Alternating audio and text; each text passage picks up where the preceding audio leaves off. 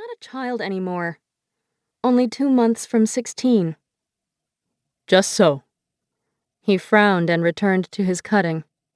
Then he cleared his throat. I have great plans for us. Mr. Trask and I. Mr. Trask again. I set the plate down on the cutting table, and one of the fragile custards broke. Father lifted an eyebrow. Only men who want to pound rocks go to California, I snapped. It's rocks and nothing. California's not the moon. It is to me.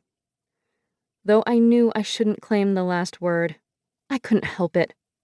I was born in the year of the snake, after all. 1833. Father looked at me with sad but forgiving eyes. My anger slipped a fraction. With a sigh, I carefully scooped the broken tart off the plate and left the shop. 5 o'clock. Keeping my chin tucked in, I hurried down the road, kicking up dust around my skirts. The smell of smoke was especially robust tonight. Maybe the smokehouse had burned the meats again. The boys who worked there were not particularly gifted. Plus, they were mean. I already knew they would overcharge us for the salt pork we'd need for the trek west, and Father would have no choice but to pay. I marched past uneven blocks of mismatched buildings, longing for the orderly streets of New York City. There were actual sidewalks there, and the air always smelled like sea brine and hot bread, unlike St. Joe, which reeked of garbage and smoke and... I lifted my head. The sky had thickened to a hazy gray, textured with particles. Like ash? Something sour rose in my throat. It was not the smokehouse meat that was burning.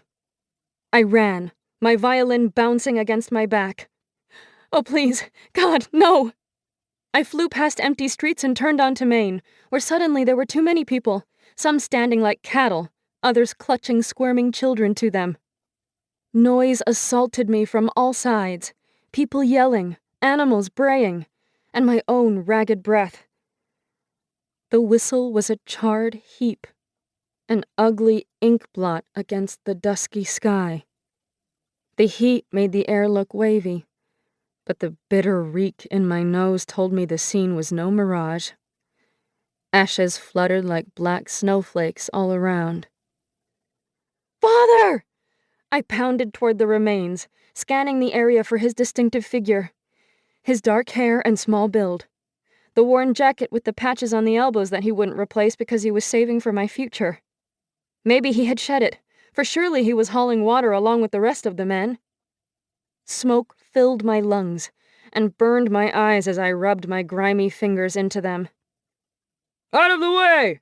Yelled a man carrying buckets. Water sloshed onto my skirt. I trotted beside him as he carried the buckets to another man who threw them onto the smoldering ruins. My father! The man barely glanced at me. He's gone. I uttered a hoarse cry. Gone? Lucky you weren't there yourself, or you'd have been trapped too. Now move! He trod on my foot as he shoved by, but I hardly felt it. My God! I should have... How? I asked no one in particular. Was it an accident? Father was the most careful person I knew. He always doused the stove after we used it, and strictly enforced our no smoking permitted signage. No, if it was an accident, it couldn't have been Father's. Whoever was responsible, may he pay for it in 1,000 ways, go blind in both eyes, deaf in both ears. Better yet, may he perish in hell. I choked back a sob and tried to make sense of the fuming mess in front of me. There was nothing but jagged piles of charred fragments. I could make out a heap of ash in the spot where we kept our wooden safe. Though Mother's bracelet was no longer inside, it had held other irreplaceable treasures. A photo of Mother. Father's immigration papers. A wall of heat stopped me from going closer than 15 feet from our front door, or where it used to be. My eyes burned as I strained to find my father, still not quite believing the horror.